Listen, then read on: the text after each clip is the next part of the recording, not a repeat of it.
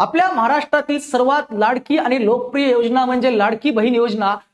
आपल्या महाराष्ट्रातली महिलांसाठी एकदम प्रसिद्ध असलेली योजना लाडकी बहीण योजना ही महाराष्ट्रातली आहे। त्याचप्रमाणे देशामधल्या इतर राज्यामध्ये कोणत्या कोणत्या लाडक्या बहिणीसाठी योजना आहेत त्या सर्व योजना आपल्याला या व्हिडिओमध्ये पाहायच्या आहेत। मग लक्षात घ्या, महाराष्ट्रामध्ये लाडकी बहीण योजना जिच्यामध्ये महिलांना 1500 रुपये दरमहा मिळतात। त्याच प्रकारे नवी दिल्लीमध्ये महिला समृद्धी योजना आहे, तिच्यामध्ये तिला 2500 रुपये प्रति महिना पैसे दिले जातात। त्याच प्रकारे मध्य प्रदेशमध्ये मुख्यमंत्री लाडली बहीण योजना जिला 1200 रुपये प्रति महिना दिले जातात। आता ही मुख्यमंत्री लाडली बहिणा योजना जी मध्य प्रदेशमध्ये राबवली जायची हिचीच कॉपी महाराष्ट्राने केलेली आहे, पण त्यावेळेस तिला 1000 रुपये प्रति महिना मिळायची। आता तिची रक्कम वाढलेली आहे, ती किती झालेली आहे, 1250 रुपये झालेली आहे।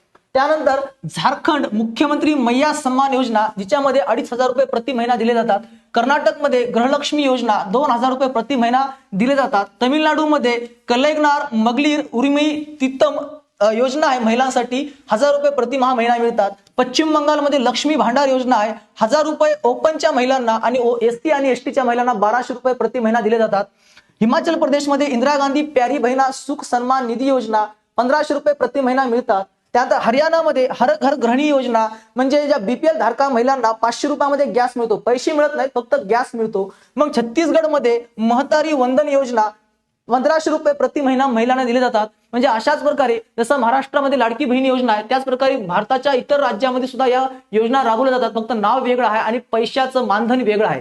अशाच प्रकारे नवीन माहितीसाठी आपल्या चॅनलला सबस्क्राईब करून ठेवा। तोपर्यंत धन्यवाद।